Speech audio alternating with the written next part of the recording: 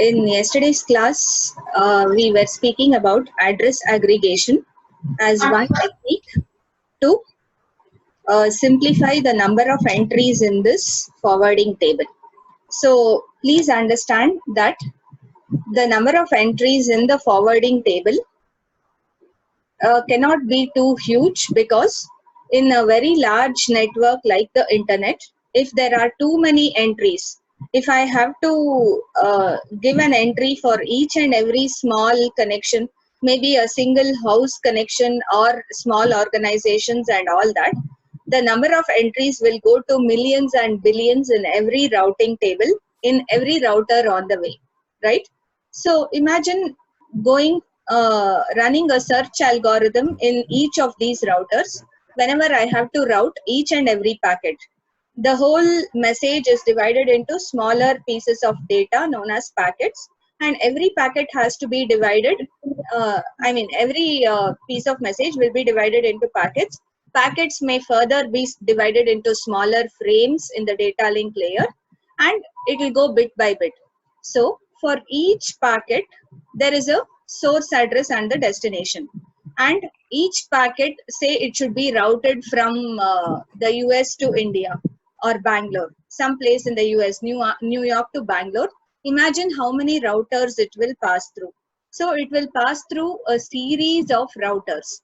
And in every router, if the processing will be too large, every router should run a search algorithm. It will have large number of entries in its forwarding table. It should do this mask matching. So it will do the longest mask matching, in the sense it will take the mask it will apply the mask on the destination address. It will see whether the resultant network address after the applying the mask matches with the first row. If yes, it will take that interface. But usually getting the first row would be difficult. If it has more entries, it will go on doing row by row, first row, second row, third row. So imagine a router whose forwarding table has some even thousands of entries, even 1,000 to 10,000 entries will also create a problem if it has to do a simple searching algorithm to forward each packet. Okay, so if it has to apply a simple searching algorithm to forward every packet, then it would take more time on every router on the way. And there are thousands of routers through which the packet should pass if it has to reach from one country to another country. So we said another way of simplifying or reducing the number of entries into the forwarding table is to do address aggregation. So what was this concept of address aggregation? If you have multiple small organizations, in this example, we have shown there are 4 organizations, each needing 64 addresses. So there are 4 organizations in this, and each organization needs 64 addresses. So we start off with 140.24.7.0/26. 26 bits is the size of your mask or the network address. And so if I need 64 address, the last address in this block will be 140.24.7.63. So that completes organization 1. Organization 2 needs another 64 addresses. Please remember, we are using contiguous addresses. The last one ended with 63. We start with 64. And the last property states that if you convert this number 140.24.7.64, convert it into binary format, and that binary 32-bit binary number you convert as a whole to decimal and divide it with the number of addresses needed in the organization, that is 64, you should get remainder as 0. You will get only a quotient but no remainder. That is the last property. I told you usually we need not check that property. It will automatically get satisfied when we work in powers of 2. So usually we do the address allocation, the number of addresses in powers of 2. So whenever you're working with address allocation in powers of 2, the first address will always begin with an even number which will be divisible by a power of 2 when converted. Okay, so please understand that all the properties are automatically satisfied, and the third organization another 64 addresses, the fourth the last 64. So a total of 256 addresses, 64 each, is allocated to 4 different organizations, and all these organizations are connected to an internet service provider which has a router R1. So you can see interfaces M0, M1, M2 and M3 are the 4 different interfaces of R1 which are connected to organizations 1, 2, 3 and 4. Okay. Now this R1 is connected to router R2, and R2 is connected to the internet. R2 has 2 interfaces. One is M0 which is connected to M4 interface of R1. The other one is M1. So if we look at the forwarding tables of R1 and R2, it looks something like this. At R1, the first column will give us the network address / mask. And I told you we have to enter the longest mask address first. But here, since all the 4 organizations have the network mask as 26, we'll just enter starting from the first value, that is 140.24.7.0/26, and this is connected to interface M0 as you can see. Next, the second organization is 7.64. This is the network address. Please remember, this represents the address of the subnet. We are not showing the 63 different devices which will be connected in this subnet. It is assumed, okay? And whatever address which is written here represents the address of the network. It's a network address. So 7.64 is the network address for organization 2, and it is connected to interface M1 on router R1. Similarly, 7.128 is network address of organization 3. It is connected to interface M2.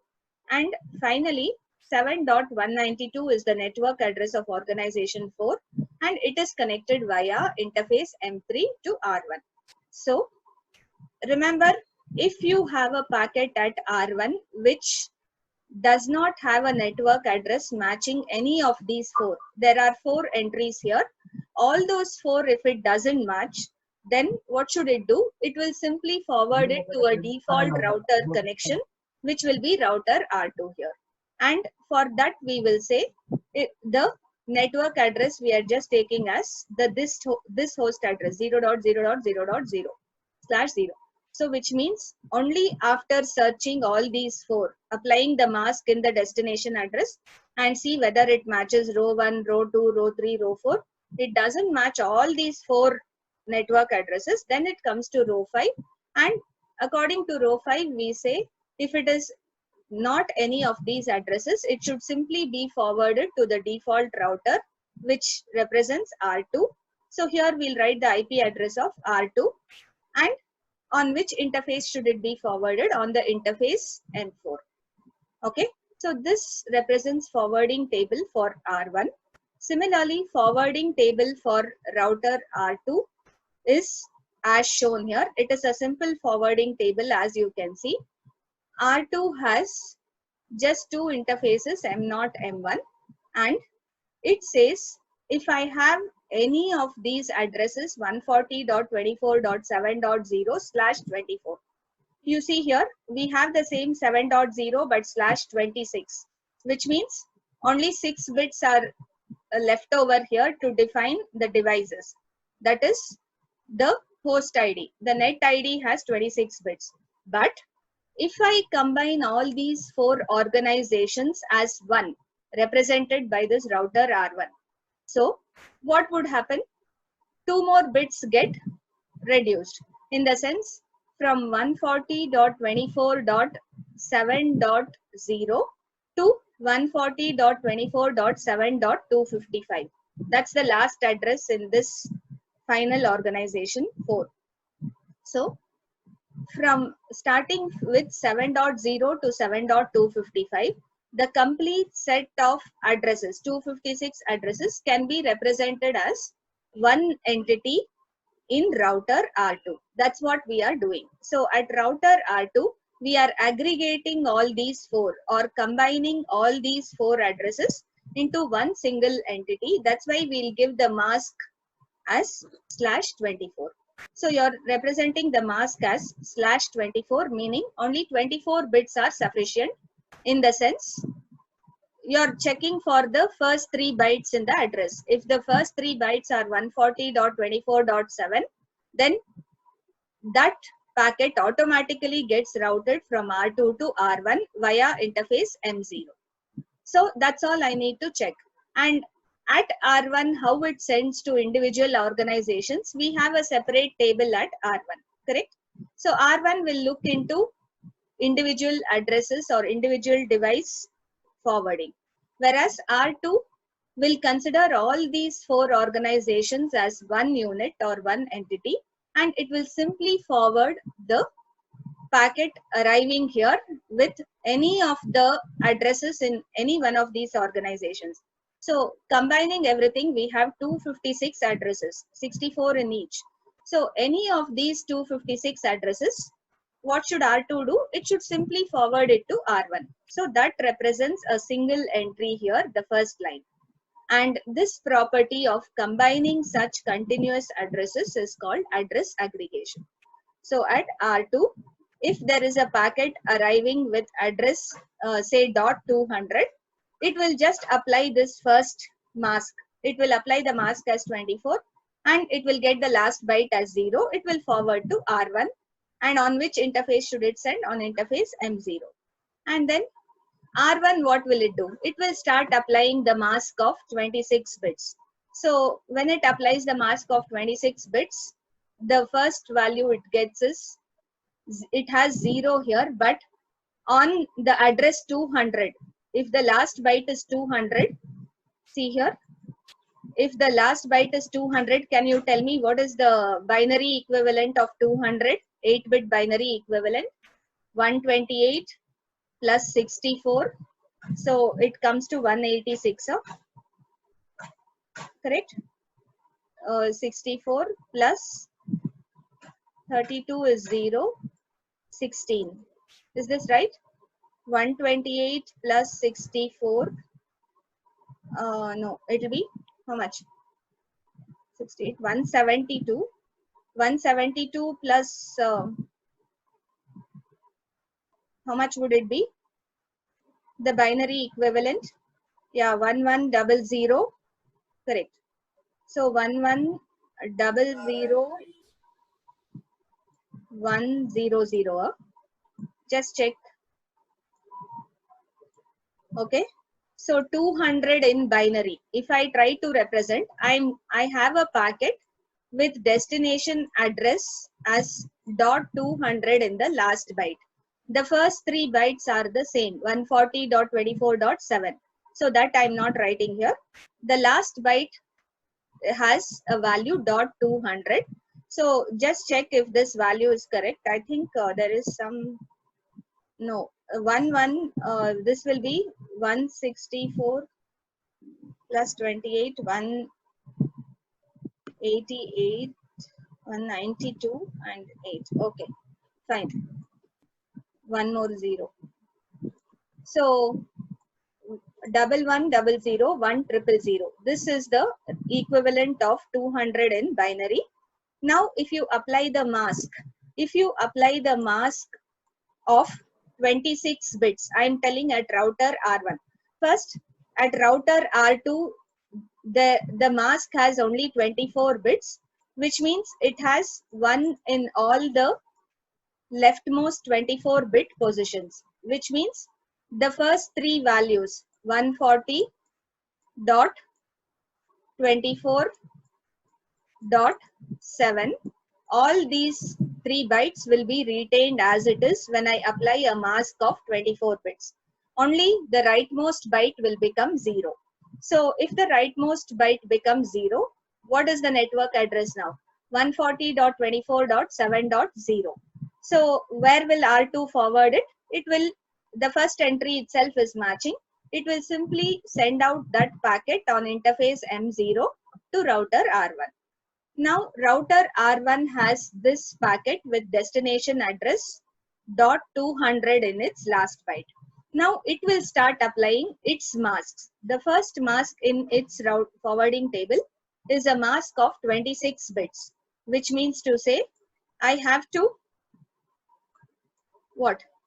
Consider even these two bits as 1. This is 24. 3 bytes means 24 bits. In the fourth byte, the first 2 bits are 1 and all the remaining bits are 0. The 6 bits are 0. So if I apply a mask like this, what is the resulting network address? I'll get .11 followed with all zeros. So what is this value?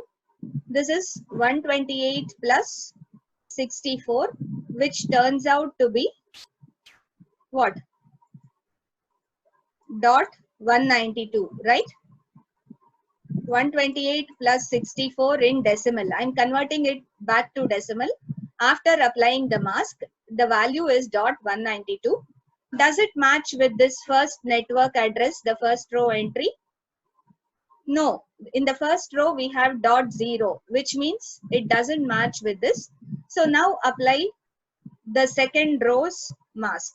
In second row also, the mask size is 26 bits, so I need not do it again. After applying a mask of 26 bit as 1, I am getting 192. But that doesn't match with second row also, it doesn't match with third, but it matches with the fourth row. So router R1 will get to know that it should send the packet to this fourth network or the fourth organization, because it will understand .200 will be the address of some device connected in this organization, connected to this switch.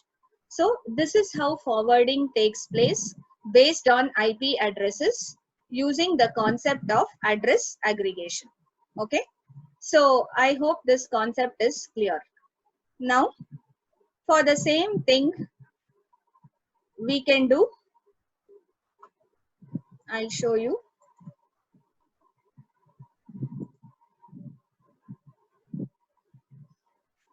In the same thing we can explain what is, all of you enter your USNs. So after 15-20 minutes, some 70 odd people will come just to enter your USNs. All put in your USNs now. We have something known as longest mask matching. That's what we have been using till now. So what is this longest mask matching? Always we make the first entry in the forwarding table to have the longest mask value. The prefix value should be the longest in the first row, and as we go to subsequent rows, second row, third row and all, the number of bits in the prefix reduces. Somebody has unmuted your voice, please mute it.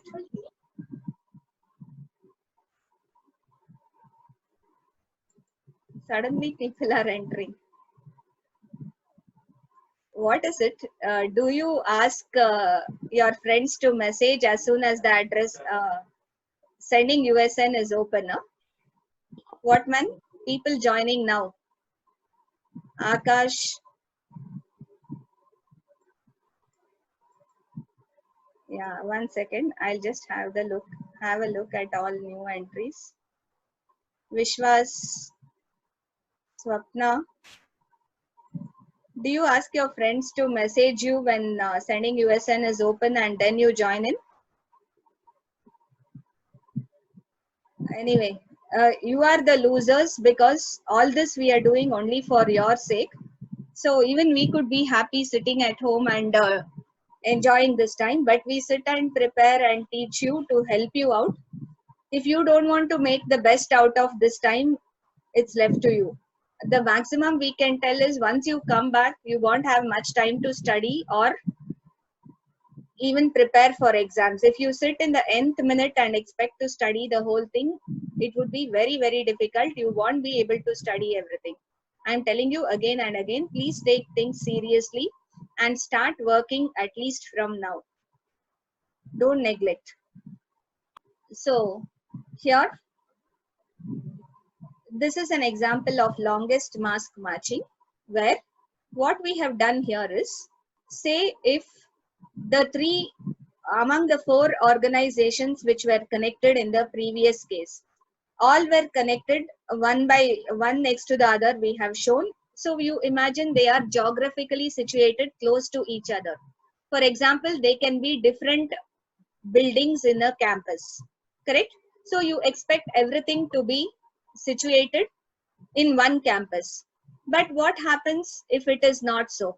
What happens if one of the organizations is situated very far off? Say, for example, Dayanand Sagar has one campus here in the city, one campus far off. PES, RV. There are multiple campuses in one place and one or two campuses somewhere farther off. Then even then will this concept of address aggregation work? That's what we are seeing in this example.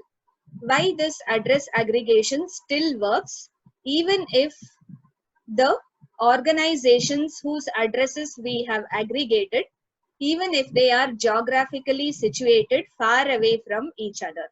So even if the organizations are located somewhere far away from each other, this concept of address aggregation still works. You see in this example, I'll take the same example of having a packet with destination address .200 in its last byte. Okay, the first three bytes are same, 140.24.7, sorry, .200. So this is the address of the destination for a packet which has arrived at router R2. Let's say there is a packet at router R2, and in this packet the destination address is given like this, 140.24.7.200. And what are the entries at router R2 now? So what has happened now, one of the organizations which was close to router R1 before has now been brought in a different geographic location and it is close to router R2. So you can see organization 4 in the previous example has been connected to router R2 because it has geographically its location has been changed. I was giving you the example of two different campuses, right? For any institution, there can be two different campus, one in Chansandra, one somewhere else. So the other campus also has set of addresses which are aggregated with the initial three organization or three buildings of the campus. All these three buildings are in one location, the fourth building is in another location, but still all belong to the same campus. So even in this case, address aggregation still works. And why you see it? That is because of the concept of longest mask matching. So you see here at router R2, I have one more entry now because of organization 4 being connected to R2. So what is the entry? Here this organization has 64 addresses allocated, starting with 140.24.7.192 to the last address being .255. So it has a total of 64 addresses. So 63 different devices can be connected, leaving out this switch. Including this, it will be 64 devices. Anyway, so the first entry in this first column would be the network address, which is 140.24.7.192. That is the address of this network, and /26 because I have a prefix of size 26 bits to identify this network address. So if I want this subnet address, I should have this as the network .192. Now, what should any packet which is intended to this network should be forwarded via interface M1 on router R2. Next, we have aggregated all the addresses here, that is 140.24.7.0, whatever entry we had in the last example, same thing we are retaining /24 only, though organization 4 is separated. We'll keep this entry same, /24. And what should happen if a packet arrives with this network address? It should get forwarded to R1, we'll say, and via interface M0. And it doesn't come with any of these two network addresses. It should be forwarded default to router R1 on interface, or it should be forwarded default on interface M2 to another router somewhere here.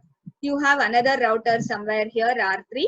We'll say that is the default router for R2, and anything which doesn't match with these two network addresses should get forwarded to router R3. Okay, so this is what should happen. Let's see how this still works. So now a packet has arrived with destination address .200, and when we apply this first mask, that is a mask of 26 bits, we said 200 in binary is something like this: 1100 3 zeros, or 2 zeros, 64, 32, 16. Okay, this is 1, this is all 0, correct?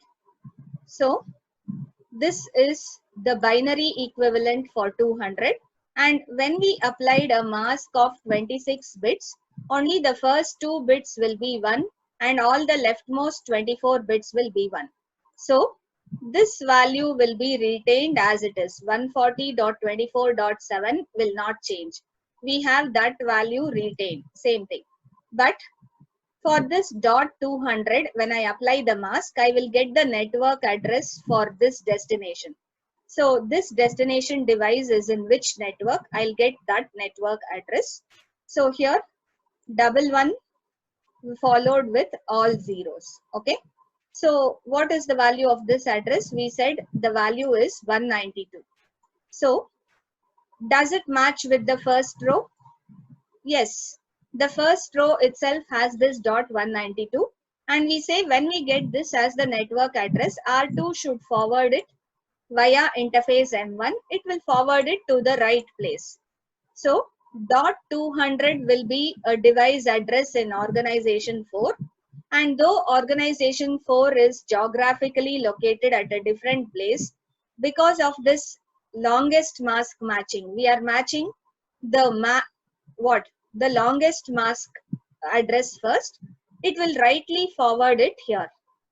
And supposing I had put this on top, say I had put 140.24.7.0/24 on top, and I applied that mask, what do you think would happen? Say if the mask is only 24 bits, these the rightmost 8 bits would be all zeros, and I will get the address as what?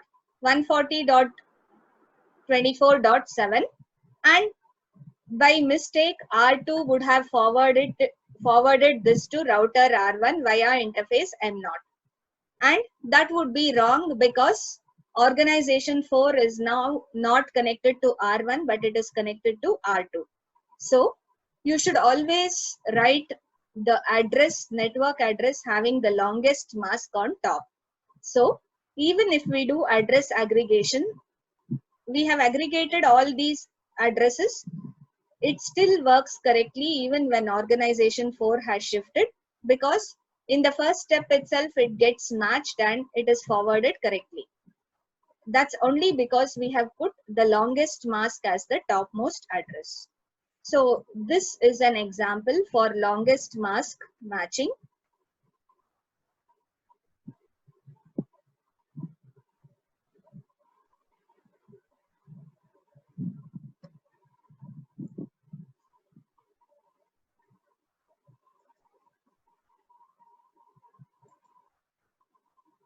We have, using this concept, we have something known as hierarchical routing.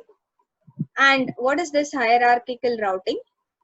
Again, 10 people have dropped out. I don't know what is. Anyway, hierarchical routing is a concept wherein the complete internet is divided into something like a tree-like structure. So you have at the topmost international service providers or international ISPs. In the next layer, national level internet service providers, then regional internet service providers, local internet service providers, sub-local internet service providers, so on.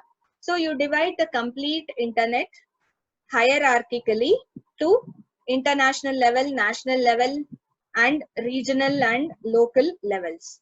When we do that, naturally there will be aggregation. All the local ISPs would have got one large block of address. That whole block, though they divide it into 20 or 30 organizations, everything could be aggregated and it can be available as one unit.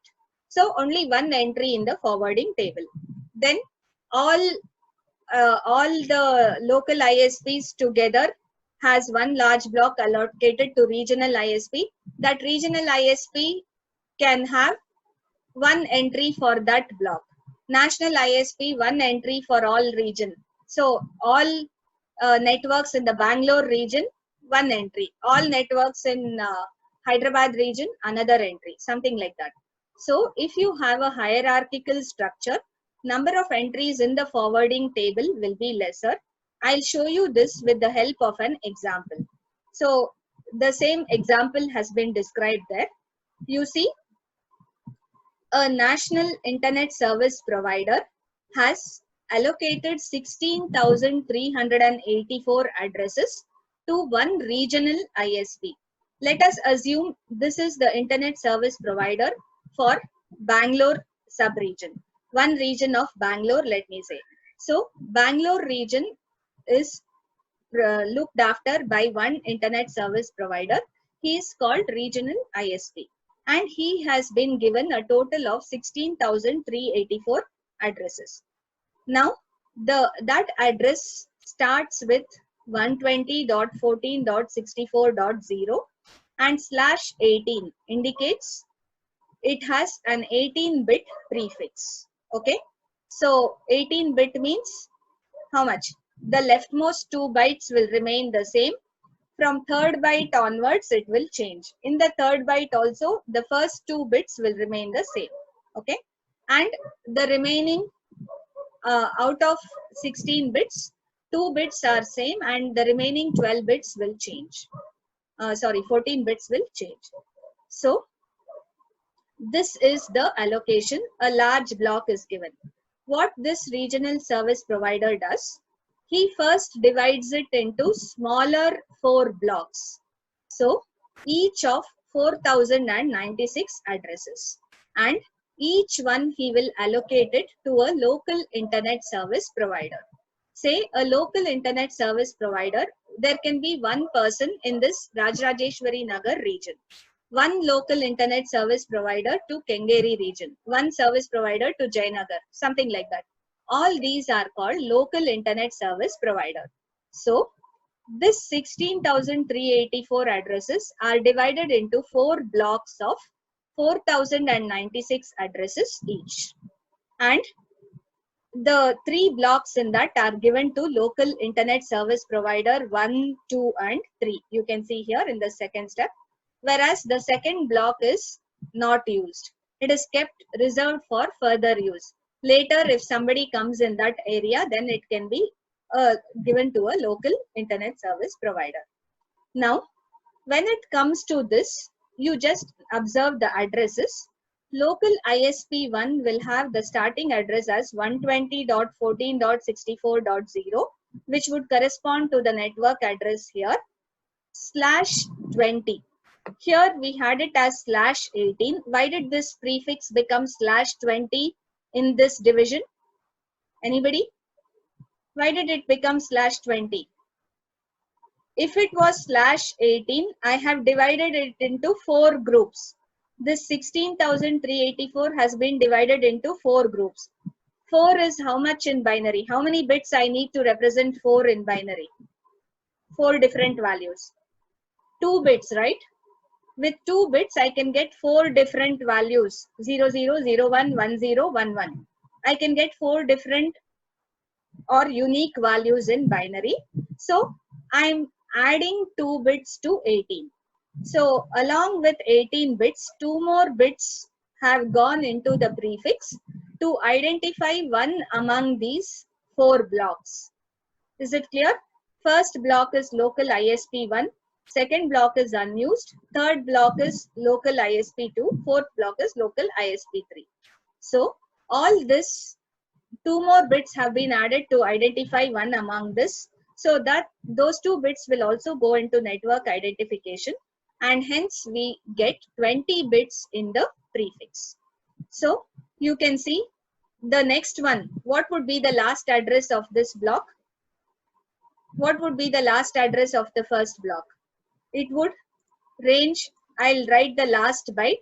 If I should get 4096 addresses, I am starting with 64.0. With last byte I'll get, if I vary this from minimum to maximum, all 8-bit 0 to all 8-bit 1, I'll get only 256 different addresses. But how many I want? I want 4096. 4096 is 256 into how much? 256 into, or can you tell me how much is 4096 in powers of 2? 2 power 10 is 1024, 2 power 11 is 2000, 2 power 12 is 4000, correct? So how much is 256? It is 2 power 8. So how much of among 12 is left? 2 power 4. So 2 power 8 into 2 power 4 will be 2 power 12. So what should I change this third byte to? The third byte will now change from 64 to plus 15. Instead of plus 16, I should use plus 15. So maybe 79. So the last address in this first block will be 120.14.79.255. Is this clear? If you have any doubts, please unmute and ask. Okay. So the last address for this local ISP will be .79.255. So the next block starts with address .80.0 and it ends with address dot what? 95.255. The last address in this block will be .95.255. The third ISP starts with address .96.0, ends with address, with 96 you add 15. I think you will get 111. No? 111.255 will be the last address when I add 15 to 96. And the last block starts with address .112.0 and it ends with address what? Dot. So to 12 you add 15, you will get .117.255. That would be the last address. I'm mentioning only the last 2 bytes. Okay. Next, you see here, this local ISP1 is further subdividing its addresses into 8 smaller blocks. Small ISP1 to small ISP8. It has divided its 4096 addresses into 8 smaller blocks, each of 512 addresses. So each of these addresses is 512 value. So if I've divided this into 8 different smaller ISPs, can you tell how many more bits I should add to the mask? The prefix 8 is represented with how many bit binary? 3 bit. So you add 3 more bits to the mask. Okay. So /23. Here from 18 I made it as /20. From /20 I'll make it as